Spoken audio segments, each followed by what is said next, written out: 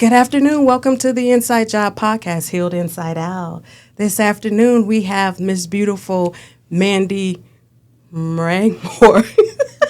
Yeah, you got Murray-Moore. Yeah. So one more time. Murray-Moore. Murray-Moore. Yeah. Y'all, we just practiced probably about 10 minutes of it, and I had it and got on and forgot it. It's a tough last name. It's not, there's not a lot of vowels. Yeah. It's hard. Yeah, it's M-R-A-M-O-R, Mm-hmm. and so it messes with your tongue. Your brain wants to switch the A and the R to M-A-R. Yeah. Because I get Marmore a lot. Yeah. But it's like, no, love those consonants together. I did do good in school, y'all. I really did. But we'll just take that on the chin. So she said it. That's who she is. Yep. Welcome. Thank you. I'm really glad to be here. Thank you. How are you? I'm doing good. You're doing good? Yeah. Yes. So this afternoon, let's talk about, you and I talked a little bit, and there's been some challenges that you've been through. You know, we all have a story, a divorce, some church hurt, what you're doing now, and how you kind of got through some of those challenges. And so why don't we start with just talking about who Mandy is and what Mandy does. and then we'll go into it. Yeah. Yeah, so welcome. Yeah, so I would be considered an educator of high schoolers with what I do. So I work for a company and organization that teaches healthy relationship skills, and I get the Nice. opportunity to do that in high schools all over Colorado. Okay. So I love what I do so much. So yeah, and I have experience working in nonprofit and with high schoolers and teenagers, specifically girls a lot of times. So a large part of who I am is I love serving. I love being with Yes. teenagers. I think they're awesome. I know a Yeah. lot of people write them off, and I'm like, they're yeah. my favorite. I'm like, give me the teenagers. Yeah. So That's yeah. different. That's Yeah. you got to have a certain type of style, personality. You got to be a different person. Yes. To do the teenagers because they're mouthy sometimes. Oh, yeah. They're at that age where they're like, I already know everything. So what you Oh, got yeah. to tell me, you know? Yeah. So your patience has to be just phenomenally out the window, out the roof to deal with that. It's actually not. I'm not No? a patient person, but what I've learned with high schoolers is like you just need to be honest with them Ooh, that part. and boundary setting, and it's just like, hey, like I'm gonna call you out on your stuff, but it's because I care, and you might hate me for a minute, Yeah. right? But like I think when you're honest with them and you just give them the benefit of the doubt because they're not often given that, Ooh. you know, it's amazing to me what teenagers can do because Yeah. they're often written off, they're often just assumed the worst, but it's like, hey, I'm going to assume the best of you until you prove me wrong, and then we'll have another conversation, but like I'm going to give you that benefit, and oftentimes they respond to that. Yeah, and I was just guilty of that because I was like, yeah, they're typically mouthy. So They are. I added They are to mouthy. it. but they Well, are, you know, yeah. but I find if you sass them back, they're like, oh, okay. Yeah, like, oh, respect. Yeah, like, You're not going to let me run you down? You mean I met my match? Oh, okay, Yeah. we respect Miss Mandy. She don't play. She ain't that one. no, they can't typically. I'm like, I'm not going to, like, I had a high schooler once and I just told her, I was like, you know, I don't believe anything you say, right? Wow, Because okay. she just lied constantly. She's like, yeah, I know. And I was like, okay. Yeah. So there was a moment where she admitted, but I was like, I love you, but you lie so much, I can't believe Yeah. what you say anymore. And I was just Yeah. honest with her, and Yeah. she responded really well. And I was like, Yeah. okay, like, Yeah. we're getting somewhere now. Yeah. And then, Yeah. so do you think with that it changed her a little bit to be like, ooh, let me not lie to her? Yeah, I think it made her realize, like, oh, I have someone who's going to call me out, who knows my bad habit here, and I can't manipulate her or do those things because it's Yeah. like, oh, she knows. Like, Yeah. Okay, awesome. Okay, sorry, I interjected myself. that's good. And so you do that now. Is that the only job that you do do you think on the side? Because I know Mandy and I met doing volunteer work Yes, for with Young Life. Young Life. Yeah, I volunteer with them on the side. So I volunteer with, I guess technically, I always say Young Life, but it's technically, I think, Young Lives, because it's the mamas, Yes. which is a group of teen moms and dads, because we have Yes, some we do. dads that show up. So yeah, I volunteer with them on the side with you. Okay. So, which is, yeah. So many good relationships have been forged inside of the volunteer work that I do, that you do, and so pat on our back. Yeah. Right. Okay, so that's good. So now, how long have you been doing that? Not long with Young Lives. I just kind of came in the spring, but really started in the fall. So Okay. kind of almost same time you have. Okay. So, yeah. Okay. All right. Good. And then, so how long have you been an educator? Probably like 5 years. Okay. Maybe 6 years or so. And all in high school. Okay. Yeah. Okay. Now you're from Colorado. I am. I'm a native. Okay. We're rare these days. Yes. I am from Littleton. Littleton. And now I okay. live in Inglewood. Okay, so Inglewood. Yeah. Put Littleton on the map. Yeah. Right. It's like Yeah. it's a weird area. Yeah, because people know Denver, people know Aurora. You know, you even know some Boulder because Yeah. CU Boulder. Oh, yeah. Our Buffs is up there, and then you have CSU. Yeah. So those are Fort Collins, Boulder, Denver, and Aurora. Those are your common ones. So Inglewood's not as nice. Not at all. but we're gonna put them on the map Yeah, today. it's a hidden gem. It's great. Yeah. Single, married? single. You are single. Okay. You like that life? I do. I Yeah. honestly really do. I enjoy my freedom and my space, and Yeah. yeah, it's nice. Yeah. So, because you were married before, right? I was married before, yeah. How long were you married? Legally 3 years, but with the separation, it was 2. Okay. Together 2, I would consider. Okay, But like so legally 3. Okay. So you guys, your separation and your divorce happened early on in the It marriage. did, yeah. It Okay. did. What happened? A lot of I would honestly chalk it up to a lot of financial stuff and substance abuse stuff. And I think looking back, my ex-husband and I just got married too young. Idealistically, I think there was probably infatuation components, and That part. yeah, a lot of marriages. And we it's all like, we all can be thinking like, "Ooh, he loved me," or "Ooh, she loved me," because they made me feel so good. And you do have that infatuation Yeah. when really there were so many red flags sometimes that we miss it in the name of ooh ah. Exactly.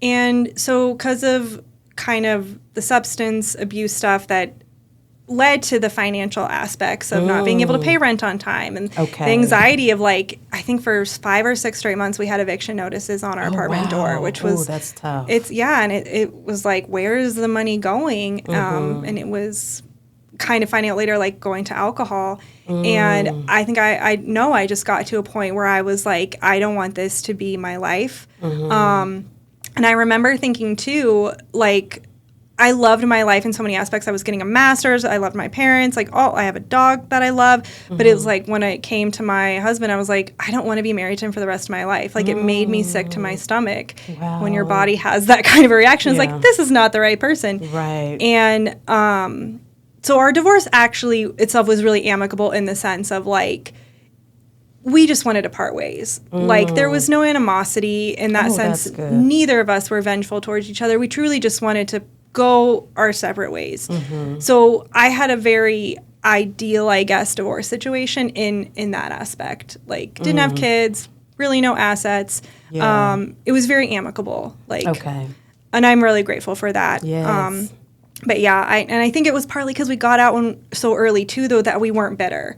Like, we didn't have like, oh, I wasted all this time with you, all those things. So it was a little more amiable, Yeah. which was nice. Now, were you guys like straight out of high school? No, or- we met in college. Okay. So we were like mid-20s. Okay. So met early 20s, mid-20s married. So, yeah. I mean, and unless it's probably rare that at the age of 20 or mid-20, you really know what it is that you're doing with marriage.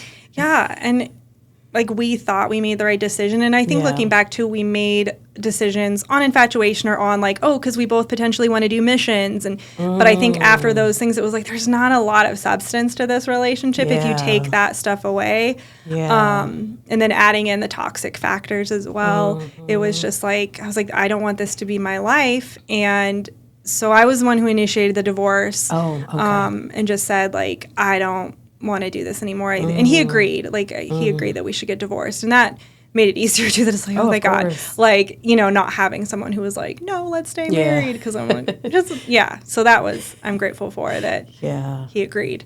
But yeah, I was the one who was like, Can't do it. Can't do it. Like I think we made a mistake getting married. Like this is not going well at all. So. Yeah. And being able to just have the courage to do that, because a lot of times some people don't have the courage to be like, you know what, this isn't working. So let's take our losses here Yeah. and move on. And then you guys, it was mutual. So it worked. Whereas one person still wants in, which makes it harder for the one who wants out. Then they stay in it a little longer than they're supposed to. Yeah. And then they're fighting over everything. Yeah, and obviously too, I didn't have kids, which I'm grateful for because I've seen my friends go through that, and it's just harder and messier. So it's like, oh, I feel for people that go through with families and kids, because Yeah. I did not have to do that. So Yeah. Well, that's a blessing for sure. it is. It is. Because it can get messy and it's hurtful, and there are so many lives impacted by it. So Exactly. those were good choices Yeah. that you made, recognizing that this ain't it. Let's go. That's It's good. Just I'm out. Like, yeah. Now, where did so you guys met in college? Now, and I think we talked a little bit about it. You guys were in the same worship center, or We were attending the same church. Okay. And when we were married. when you were married, right? And then, so when did the church hurt come in? Because I thought you said something about it being kind of like behind the divorce, or It was kind of Okay. Beginning of the divorce. There was a lot of things to it, even how the church staff found out. I wasn't the one who even told them, which when that happens, I think there's such an aspect of like you not being in charge of the narrative of like I had only told a few people, and it was one of those like I'm telling them because they asked about my husband, or like whatever. It wasn't like I wasn't even really telling people. And then I got a call from the youth pastor at the church about it, and I was like, how does he even know? Because I wasn't the one who told him or anyone on the church staff. So that alone, I think, is violating when someone knows a story you haven't even really shared. right? And I found out later how it came to pass that it was talked about. But so I was a youth leader at the time at my church, and I had anticipated continuing to serve in the church. Like, obviously, I've not been divorced before. I don't have experience with this. I didn't think it was something that you were punished for, or you'd be told you're living apart from God, or all these things that were told to me. But I was told it would send a wrong message if I continued to serve in the church. I was told I was living apart from God. All these things, and I told this person like, my situation. And the interesting thing to me about divorce in my brain, I was like, I'm not the only person here involved in this. Are you going to call my soon-to-be ex-husband up and tell him all this? Like, why am I, like, because his thing was like, you need to stay and work on your marriage. I'm like, well, I don't want to be, even if I did, my ex-husband doesn't want to. Like, I'm just like, I don't know. The logic to me wasn't there, I guess. But Trying to save face and image for the face of the church. I guess I don't even really know. But yeah, I felt like my faith, my relationship with God was like ripped apart in that sense of like being told you're living apart from God. It's like, what? And I'm gonna get divorced. I'm gonna always be divorced. So does that mean I can't be a Christian anymore? Like automatically? Because I don't believe that. Yes. But that's pretty much what this person was saying. And then there was other maligning. I was told that the spouse of this person compared me to a murderer, to two teenage girls. And in my head, I was like, my ex-husband's still alive. Like, Yeah. I didn't do, Yeah. but that to me was, I don't know why they did that, but I just realized I can't thrive in this church. Like, I'm not going to be allowed to do that. And it was sad to me that with what was happening with my ex-husband, it was very amicable. But what was the worst part of my divorce process was what the church did to me. Oh, wow. And that to me was really sad. Like, Yeah. not what the soon-to-be ex-husband is doing, Yeah. but what the church is doing. Right. So, Right. Yeah. Wow. So then you obviously stopped going there. yeah. How was your relationship with God after that? I mean, Yeah. So there's two stories I want to tell you that are just like total God being like, I got you. Okay. So, which were so validating. So I am good at compartmentalizing in the sense of I knew that was human, not God. You know, and I always say God gets blamed for a lot of stuff. Yeah, he does. But I remember thinking too, I'm like, I get why people leave the church now. Like, Yeah. I kind of getting a taste of why people leave. Yes. Because it was painful, and but I had enough of like, okay, like this is not God. This Yes. is. I do not believe for a second God looks down on toxic marriages and like, but you're still together. Right. No. Like, Right. does divorce break God's heart? Yeah, but Yes. so do toxic marriages. Yes. Like they do. Yes. And so the two biggest needs I had at this time were new housing and a job, because I was in my master's full time, which I Okay. didn't want to stop doing. And so my housing situation came about from one of the guys in my master's program. Him and his wife had a basement suite in their home. And I told him my situation was like, hey, I have a dog. This is my budget. And they were like, yeah, you're good. You can move in. And then I got a job at a phenomenal nonprofit in Surrey, BC, with an amazing female founder who had been divorced 3 times. Oh, So to me, it was wow. like God saying, like, Yes. do you see what I'm doing with this woman? Yes. Like, do you see how I can still use people who Absolutely. have been through whatever? Absolutely. Like, that it doesn't disqualify you. Yes. So, Ooh, pin that. yeah. That is really good. Thanks. That's really good. Okay, so now where are you? Where do you stand? Like right now, are you back in church or? Yeah. Okay. I've been back in church. I actually attended one I loved so much down in Colorado Springs. Can I Okay. shout them out? You can. You Okay, can. the Sanctuary Church in Colorado Springs. It's near Old Colorado City. It's one of the best churches I've ever attended, and that was the most healing church for me because I didn't Okay. want to go to church. I had anxiety in a Of church. course, of Like, what are they course. going to think when they find out? And the first day I went to this church, I was sitting in the back praying. No one talked to me. Just Yeah. like, I'm just going to sit through the service and get through it. The worship leader, like, I was one of those, okay, God, I get it moments, stops worship and goes, we need to take care of some church business. If anyone here today has been burned or hurt by the church, raise your hand. So I raised my hand. I was like, Was it one of these? Or did yeah. you was like, No, it yo, me? It was like, "Ooh, okay, I get it. Yeah. And had a group come over and pray. And they didn't even know what it was about. They didn't ask. Yeah. But I felt like immediate peace.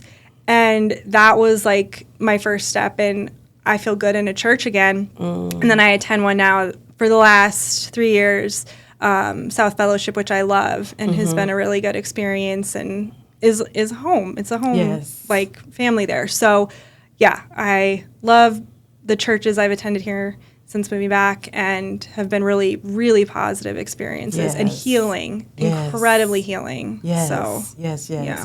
So did you do any type of like therapy to get through the healing or okay. yeah, I did some like counseling. I'm a reader, so I looked for books on the topic of like spiritual abuse. But what I found is it's mainly spiritual sexual abuse, which is a huge problem. But Right. there's not a lot on like church leadership you know what I mean? Like as much as I thought there would be, I guess, on the subject. But yeah, I saw a Christian counselor to like Okay. work through Okay. some of that Yeah. hurt from the church. Yeah. Because we don't have to stay there. You know, somebody, will hurt us. Mm-hmm. And you may get hurt again. Who knows, you know? But you don't have to stay there. And just because it happened one place doesn't mean it's that same experience everywhere. So you can't, we can't place all churches in this bad barrow because those people at that church.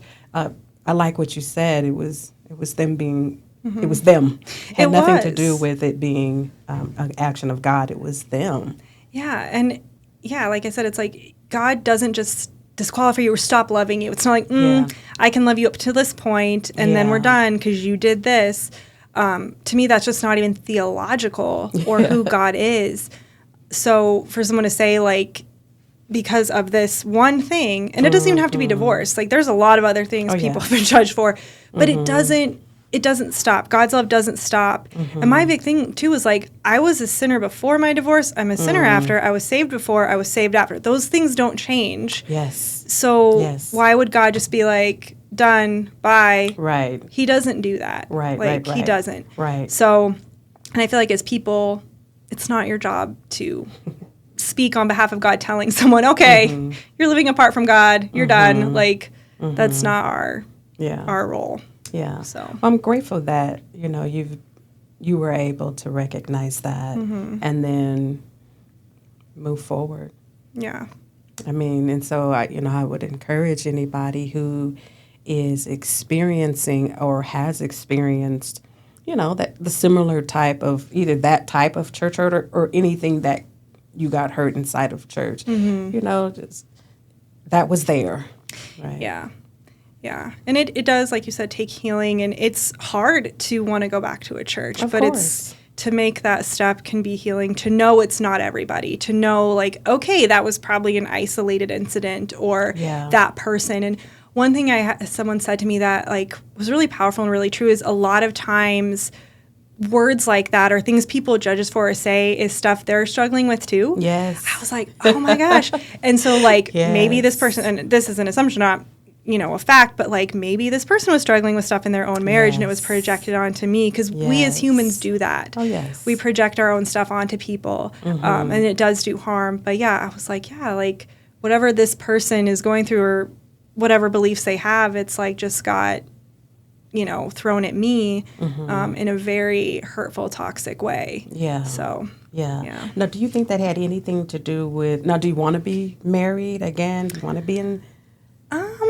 I have days that I do and days that I don't. Okay. Like, there's days, I heard this once, I don't know if Whoopi Goldberg actually said this, but she is, like, there's a quote saying where she doesn't want to get married because she doesn't want to have someone in her house. And I'm like, I kind of get that. I'm like, like, someone up in my space. I'm like, that's a valid reason, and I understand that. So there's times I'm like, I don't want to share space with someone else. And times that I'm like, it'd be nice to be married again and all that. But I'm okay if it happens. I'm okay if it doesn't. Okay. I'm okay either way. Okay. But I'm usually pretty content being single, though. Okay. Okay. Yeah. Now, you don't think that any of that church hurt plays the role into you wanting to or not wanting to? I could see it playing my role in not wanting to, just in the sense of, like my ex-husband and I met at a Bible college. Like, we did all the Christian things you're supposed to do. So, like, my inner rebel is like, I don't want to do what the church says now because I played by your rules. I did what I was supposed to, and then you kicked me out of your club. Yeah. So it's like, why should I follow what you guys say again? And I know that rises up with a lot of things. Yeah, that's why I don't want to do what you guys say. Like, because I did, and I ended up, really hurt. So I think there is some, like, I don't want to do it again because it's what the church told me. Yeah, that's why I asked. I was like, I wonder if some of that has to do with, and that's a deep hurt. It is. You're believing that the church is supposed to be your sanctuary in the sense of you're supposed to help me walk through this, not hurt me while I'm going through something painful. Yeah, and I thought that so many times, like, with the church, oftentimes, and again, not just with divorce, but, like, are we good at walking with each other when we're Christian through things? Because this was an interesting fact, too, about when all this happened. 2 of the other youth leaders were divorced. So one of the youth kids asked the youth pastor, like, well, why are they allowed to lead? And he said to them, it's because they were divorced before they became Christian. And I'm like, okay, so when you're a Christian, you don't sin and nothing bad happens to you ever. And I'm like, that's not great theology. But I was like, but what are we saying about when you are Christian, how we walk with each other? Because not once in that meeting was I asked, what can we do for you? How are you emotionally? Like, there was not any concern for me. One of my other friends who actually was working at the church at that time, she asked me, what can I do what do you need? And she's the one who helped me get the job at the nonprofit. But he didn't care, or it seemed he didn't care about what I was going through. It was like he had his mind made up. This is what it is. You're done. But yeah, there was not any concern of how can we walk through this with you? What are you struggling with? Like nothing. Yeah, and that's so unfortunate because I think that as there is a call for people to, to follow Christ and, come into the place of worship. When you have that kind of behavior, you'll turn somebody away with the quickness. Yeah, we need to be asking those questions before, way before we just don't judge.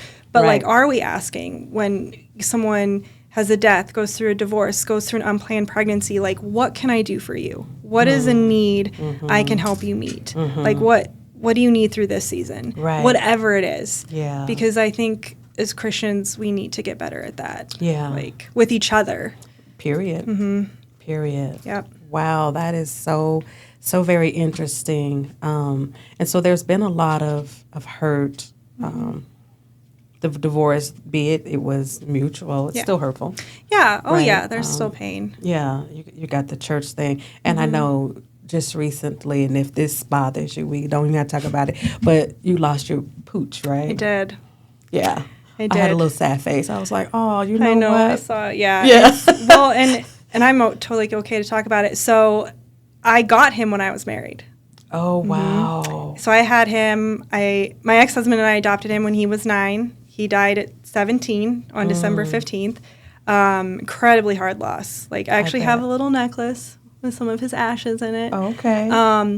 But so he was with me through my marriage, my divorce, my master's degree, moving back to the States, all these things. Oh, yeah. So it was one of the hardest losses, I think, because of a lot of that. Because he was with me there. when I was married. He was with me going through all this. Yes. I was never alone because of him. Loyal. Oh, so loyal. Little magnet right there, just by me all the time. So yeah, which is it just not even off the cuffs, but it doesn't surprise me when you talk about comfort, animal dogs.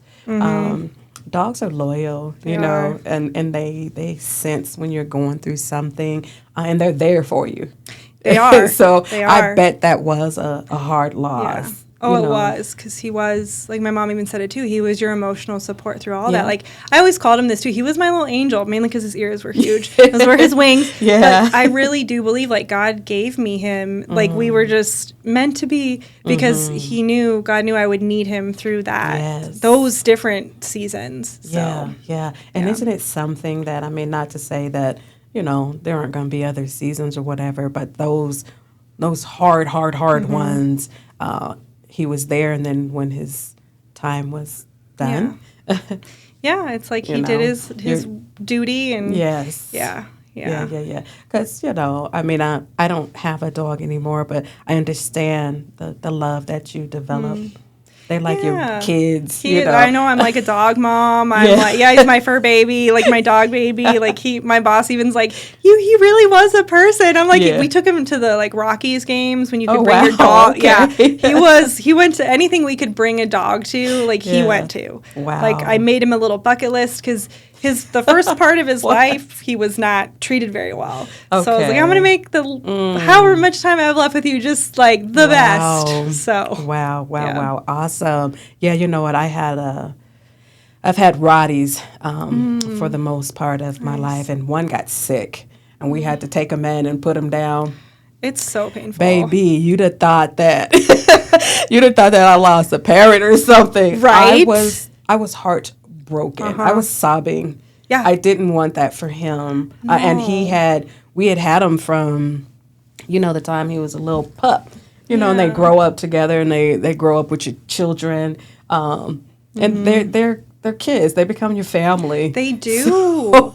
They do. They are family. They are. So that, then trying to overcome, some of that hurt is yeah. So that's good. That's good. So what's next for Mandy? What are you doing? What's next? Just getting back into schools for this semester. Okay. Getting back into volunteering with Young Lives. I'm getting to go on a mission trip to Guatemala. Okay. That I'm really excited about, building homes Yes. for the teen moms down there. Oh, wow, really? Yeah, so it's like with an orphanage, but Okay. with what's going on in this village, there's a lot of underage girls getting impregnated, not in the best way. Yes. And so they're taken in by this orphanage, and then we're building Okay. homes for them Oh, wow. individually, like to have with their child. Oh, nice. Yeah. Oh, So so I'm when is excited. that? End of February. That's So coming up. It's coming up. Mhm. How long will you be A there? week. A We'll week? be there a week. Yeah. So. Oh, my goodness. Yeah. Yeah, and when you talk about having a servant heart, that goes so far, and you get it back. Yeah, it's true. You get it Yeah. back. Case in point, you taking little pup in when he was having a bad life, and you showed him love, and you showed him what a good life looked Yeah. like, and then in return, he showed you. You did. You really did. We get rewarded. It's true, especially through dogs. Yeah. So you're gonna be doing that. Okay, well, good. I pray for travel Thank you. mercies for that. Thank and you. That a lot of the impact that you're going out to do is very impactful for Thank those. They need us. Mm-hmm. Even Yeah. for the volunteer that we do, the work that we do, them young ladies and young men need us, and even the babies. The babies, I Yeah. know. That's true. It takes a village. It takes does. a village. Look, and we can't get away from that. It's so true. Yeah, you can't get away from that, be it youngins or us as each other, right? I Yep. need you, you need me. Hey, Vic, we all need one another in some form or another. Absolutely. To help tread through this, this Yeah. thing called life. So true. Yeah. Well, awesome. Now, are you going down there by yourself or? No, it's through my church. Okay. So it's a group from my church. So, Okay. Yeah. Now, with something like that, I've never been on a mission trip or anything like that. I've supported and donated, but you have to come up with all of the Yeah. money yourself. They don't send you out there, like, pay for it and all of that. Yeah, no, so we paid for it ourselves, or we could raise support if we needed to, but we've paid for it ourselves to Okay. go down there and So that's everything. even more so. like you have to want to Yeah. do that to come up with the money, because I imagine it's not cheap.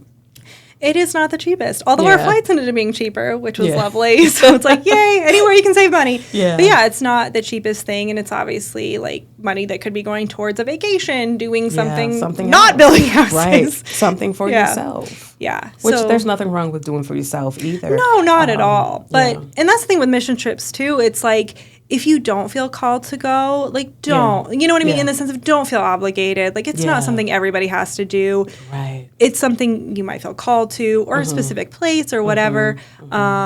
But yeah, there's a lot of local things too that need money, need help. And Yes. I do believe in donating at home first and Okay. serving at home first, like Okay. hence volunteering with Young Lives and doing the Christmas Yes. thing and all that, Yes. because there's so much need literally in your own backyard. Absolutely. So I think Amen. it's important to like overseas missions so important, but make sure you are serving at home first, like That part. because That's otherwise good. you don't need to go overseas to find Right. Right, people right. in need. Right, Like, right. Oh no, it's very real here. Yeah. You walk out the door, you'll see it. Yeah. And so much more. I was talking to my daughter. We were driving down Tower Road, and I literally saw them drop off about 3 buses of people from Venezuela. Okay. And they dropped them off, and they pulled off. And it looked like it was so many people. It was almost like it was like at a baseball game or a football game where you see the whole crowds of people going in and coming out. And I was like, so what? Like, what happens with this now? They're just there, and you could just see the fear. the fear. They were perplexed. They were like, there's nowhere to. You're just right here. I don't understand it, but I try not to get too caught up in that because Yeah. I'm not going to drive myself bananas behind it. But My mom and I also, another volunteer work I do is we worked with an Afghan refugee family. okay. And there's an organization called African Community Center that Okay. specifically works with refugees from all over the world. So we did that through my church, through African Community Center. But yeah, my mom and I had that same thought of like, we're working with this family and helping them and navigating this. And my mom enrolled them in school and like we drive them wow, places. awesome. But it's like, not every immigrant or refugee family gets this. How the heck do they navigate it? Like, yes. I immigrated to Canada. I've immigrated to other places, and like in Canada, I speak English. Okay, I'm like, I remember thinking so many times, how the heck do people do this who don't speak English? Because this is hard enough. Yeah. And I'm from the States, and it's a Yes. lot. Wow. Like it is. If you haven't gone through an immigration process, like it is not easy. Wow. If you speak the same language as wherever you're immigrating, and so Wow. to do it somewhere where it's not your native tongue, it's totally different. I honestly can't imagine doing it myself. Like, Yeah. I can't imagine because it's really hard. Yeah, I Like- mean, and then they come here, they can't work, right? So they can't get jobs. So then Yeah. they're on the corners asking for, money and clothes and food. And then there's so many of it. It's like, well, you hear a lot of people saying, I go to work every day. I got to pay my bills. I got mouths to feed too. I can't help you every day. I can't help you. So where's the help? I don't know. I but know. That's another Yeah. another day for somebody else. Someone will My figure it voice out. changed. Like, what are you doing? What's up with this? This is ridiculous. You know Yeah. what I'm saying? Right. It is what it is. So, well, you know what? As we are wrapping up, first of all, thank you. Thank you for having me. I appreciate I really it. appreciate You it. are so welcome. Thank you for coming on. It's not always easy. It's not always easy to get on and kind of be transparent and talk about your hurts. Yeah. For sure. But I think the value of it is that the sight of it being you're overcoming it. You overcame it. You working through it. And I think that's what the value of being able to tell your story and or your testimony about challenges. We all have them. Yeah. We all have them. I kept mine in for too long, So when you keep them in, that causes problems. And then you tend to lash out towards people with that hurt spirit, that hurtness inside of you. So it's easier for me, I just believe it's easy to talk about it. Once you talk about it, it's like, okay, you know what, Natae? So, like, let's keep going. Right? It can tend to be that way. Yeah. So I appreciate you being vulnerable to be able you. and want to do it. Thank you. I appreciate Right. that. Yeah. And I always like to ask my guests to leave something on the table for our listeners. So if it Okay. was, 1, 2, 3 things you would leave uplifting, encouraging, or whatever that be, what would that be? One thing, and my grandma used to always say this. It's cheesy, but it's like, this too shall pass. And that. Right? I'm like, I think that's so good sometimes because I think, and I think I'm still this way with things like you think in the middle of it, it's like, it's never going to end. Life's always going to be like this, whatever it is. And it's like, this too shall pass. Like, it's usually a season. It sucks not knowing how long it's going to be for. But Say that part too. right? It's like, we don't know the end date, unfortunately, but Yes. this too shall pass. Like, it's not going to be that way forever. Some days may be good, some days may be bad. Yes. Yeah, and I just, I remember being told so often through getting my divorce, like, oh, how brave you are, all this. And that's probably true, but I'm like, it also just made logical sense to me to leave. And so I think we all have different levels of bravery and things like that. And just because you aren't ready to leave doesn't mean you're less brave. Ooh, say Doesn't mean you're that. less brave than the person who That's did good. leave. Like, don't compare. Don't compare. Because to me, it just made sense. It didn't feel brave. I didn't have kids. I made more money than he did. Like, I had more. Like, it wasn't like this heroic thing, even though some people, how they talk about it, felt that way. So don't compare your journey or your bravery to anyone else's, because then it can seem like, well, I'm not brave. I'm not like, but you are. It just looks different than somebody else's. It's not, bravery is not a one size fit all thing, like at all. You need to find what is brave for you and do step into that. But don't compare it, because I think that makes us way too caught up. And well, I didn't do what they do, so I'm not brave, I'm not strong, I'm not this. And it's like, no. Yeah. Does not mean that at all. Yes. It just looks different for you. That's so all awesome. it means. Those were very powerful nuggets to leave on the table and eat it up. Some dipping sauce on them nuggets. Thank you for that. You're welcome. That was, I'm like, oh, okay, well, you know what? Yes. Oh, and yes. So thank you for that. I never tell anyone, like, this is it. We've had our conversation. I'll see you, Mandy. I'll holler at you at the volunteer work. You're welcome to come back anytime. You know, our stories evolve. Things happen. Things change in our lives. It's not ending. It's ongoing. Yeah. So feel free. You're welcome to come back. Thank you. Call me. We got numbers. You Yeah, know. we're going to go for Keep in touch. coffee, Yes. obviously. So with that, thank you so much. you. And bless you in the mission that you're going on, and for everyone that's going on with you. Thank you. I appreciate that. All right. Thank you all for tuning in, and we'll check back with you guys later.